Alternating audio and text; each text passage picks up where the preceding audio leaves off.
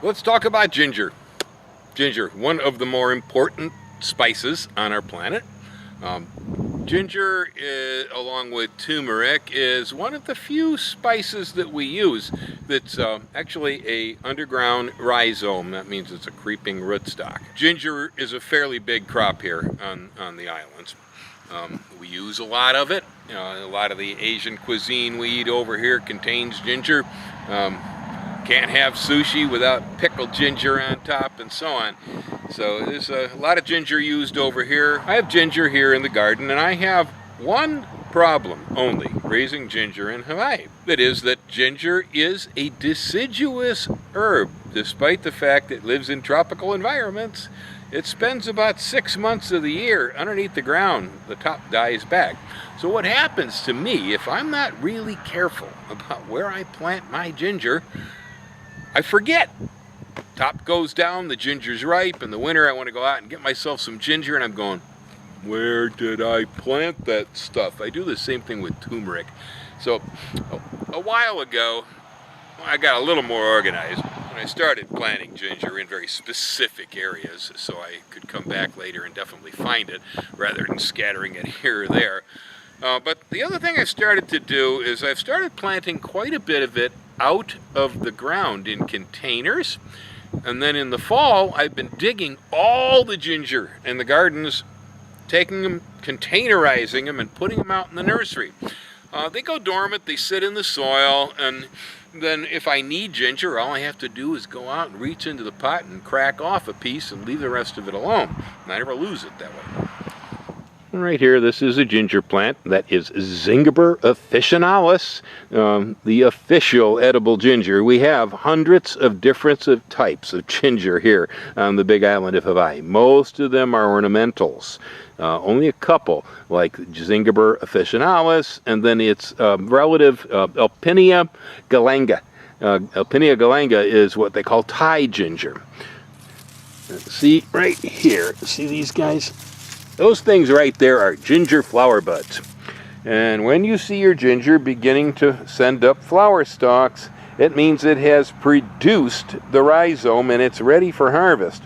Because those flower stalks only pop up on the new growth. The old growth doesn't make them.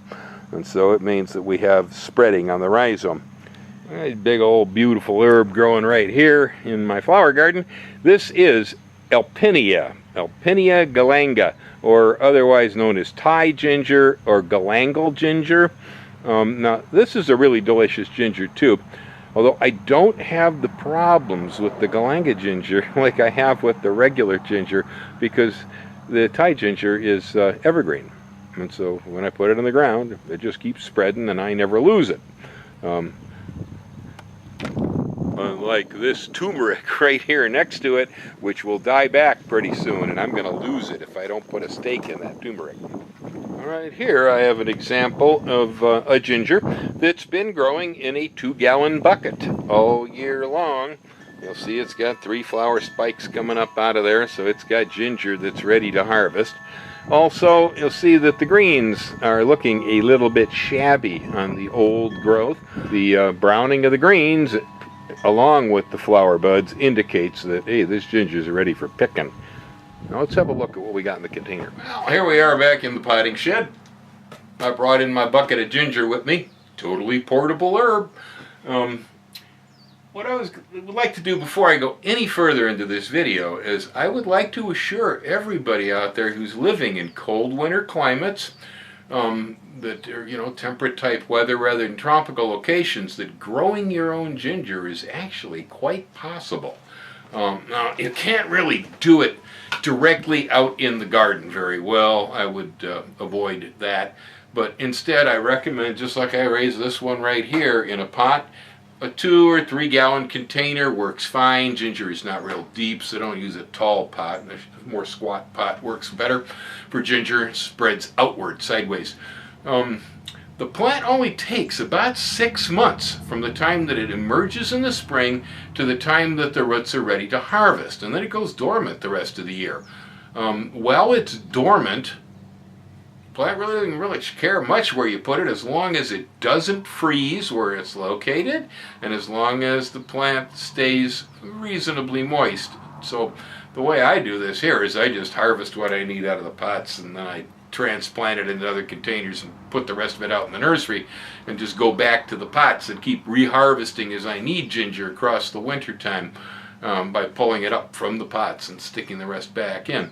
Now, if you live, say, in Chicago, Minneapolis, or St. Louis, or someplace where the Zingiber officinalis will not grow in your garden, you can pot it up in spring, say maybe around April or May. You can just buy a root from the store that looks like it's in good condition and use that as the planting stock. Use a very well-drained, high-grade potting soil, and ginger also eats quite a bit, so you have to fertilize the containers. But if you have approximately 5 or 6 months of growing season every year, where between frosts, if you have that much time, you should be able to do this easily without any kind of a greenhouse or any special equipment. Now, I have raised it in places too where the seasons were shorter, only about 4 months. I could do that too, but there I had to utilize my solar greenhouse as a backup support, do some of the growing in there, a little ahead of the season, maybe a little behind the season, and so on. But once the ginger has gone dormant for the year, no matter where you live, it doesn't really need sunshine. It doesn't need anything. You can take the pot and set it in the closet someplace. If your basement is heated so it won't freeze down there, you can throw it down in the basement. Doesn't matter.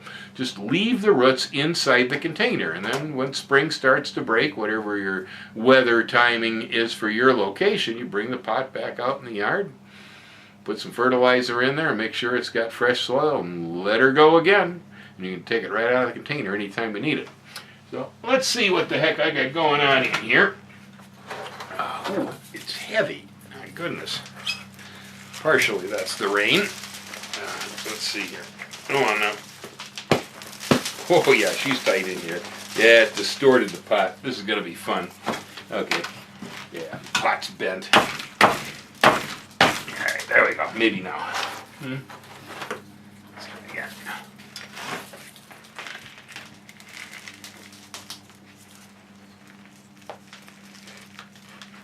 There we go. Come on. Yes, sirree. She's a-coming. Woohoo! There we go. Oh yeah, she's growing in good. Alrighty. So let's see what we got here.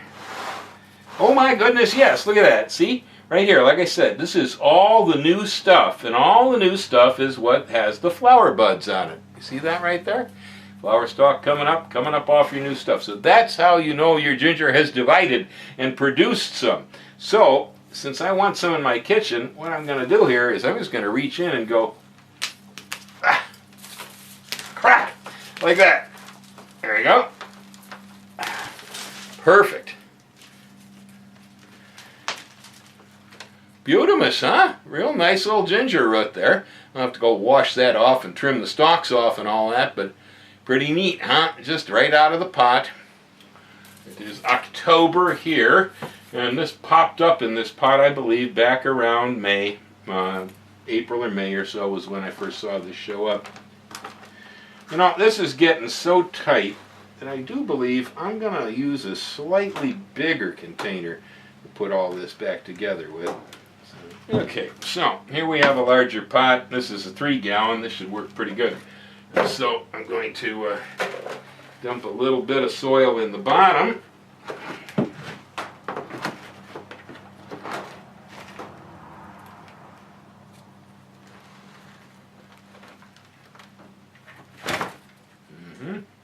That's right. Okay, so we got the level just right. I'm going to go ahead and dump more soil in around it, fill in the gap.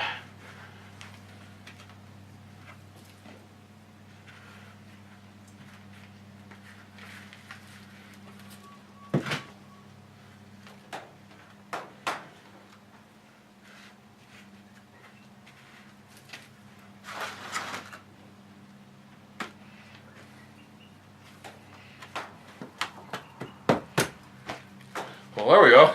That was pretty simple, huh? And so I'm going to disappear here for a moment and go out, and I'm going to wash this guy up. Let's see.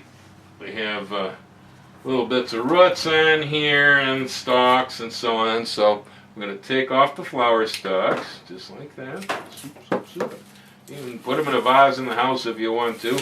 Then I'm going to take the growth shoot right there, cut that off, right there like that. Well, there we go, all nice and washed up. And for those of you who aren't familiar with growing your own ginger, you'll notice that there is quite a pink cast to the new growth on this. And the brand new, freshly picked ginger, young ginger, has that pink look. And if you take this and put it on a mandolin and cut it into nice thin little slices, and then take it, put it into some sushi vinegar and stick it in the fridge to marinate for a while, it will turn pink. And it will look just like that stuff you get in the Japanese restaurants for your sushi. It's pretty nice to use it that way for any application. Pickled ginger is a very, very useful material. You can toss that into salads. You can put it into all kinds of food. Use it in stir fry. It doesn't matter. Use it right on a sandwich like a pickle. You can also take ginger and you can candy this. And so you can cut it in slices or chunks or whatever. And you see it here on the island quite a bit, sold as just for a munchie. Just candied ginger. It's been cooked in sugar and crystallized. That's nice.